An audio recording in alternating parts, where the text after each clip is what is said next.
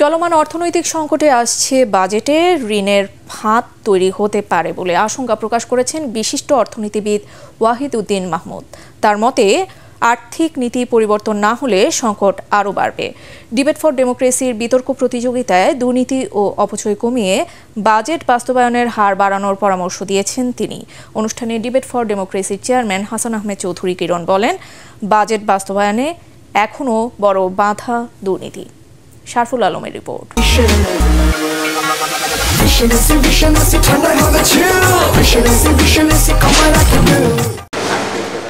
প্রবাসী আয় কমছে, বাড়ছে না রপ্তানির পরিমাণও। অন্যদিকে বাড়তি ডলারের দর, দেশি বিদেশি ঋণ পরিশোধের ব্যয়ও বাড়ছে সরকারের, যার প্রভাব পড়ছে বৈদেশিক মুদ্রার রিজার্ভে। এমন পরিস্থিতিতে ডিবেট ফর ডেমোক্রেসির ছায়া সংসদ বিতর্ক প্রতিযোগিতায় বিতর্কের বিষয় নির্ধারণ করা হয় অর্থনৈতিক সুরক্ষায় বাজেটের কৌশল। বিষয়ের পক্ষ বিপক্ষে বিতর্কিকরা তাদের যুক্তিতর্ক উপস্থাপন করেন।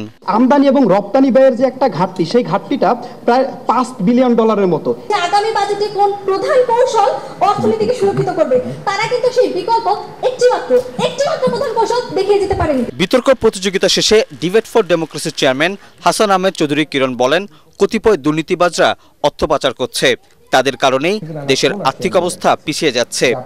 অর্থনীতি শক্তিশালী করতে আসছে বাজেটে প্রবাসী আয়ে 5 ভাগ প্রণোদনা সুবিধা দেয়া সহ 10 দফা সুপারিশ করেন তিনি।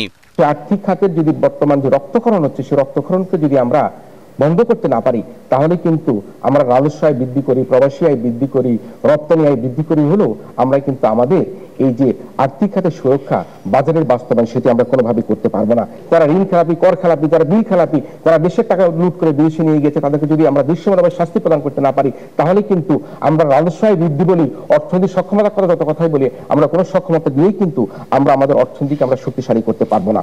অনুষ্ঠানের প্রধান অতিথি বিশিষ্ট অর্থনীতিবিদ ওয়াহিদ উদ্দিন মাহমুদ জানান, অর্থনৈতিক অস্থিরতার মধ্যে কর আহরণে কৌশলী হতে হবে, অগ্রাধিকার ভিত্তিতে বিদেশি ঋণ পরিশোধও দিতে হবে বিশেষ গুরুত্ব।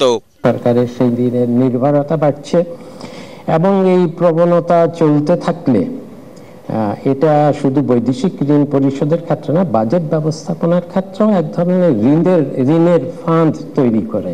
আর রাজস্ব সংগ্রহের দুর্বলতার কারণে আমাদের উন্নয়ন ব্যয় বাড়াতে পারছি না, এটা আমরা সবাই জানি। শিক্ষা, স্বাস্থ্য খাতে আমাদের যে জিডিপির অনুপাতেই বলি আর বাজেটের ব্যয়ের অনুপাতেই বলি, আমরা যা খরচ করি সেটা পৃথিবীর উন্নয়নশীল দেশগুলোর মধ্যে একদম নিচের দিকে। বিতর্ক প্রতিযোগিতায় বরিশাল বিশ্ববিদ্যালয়কে হারিয়ে বিজয়ী হয় ইডেন মহিলা কলেজ।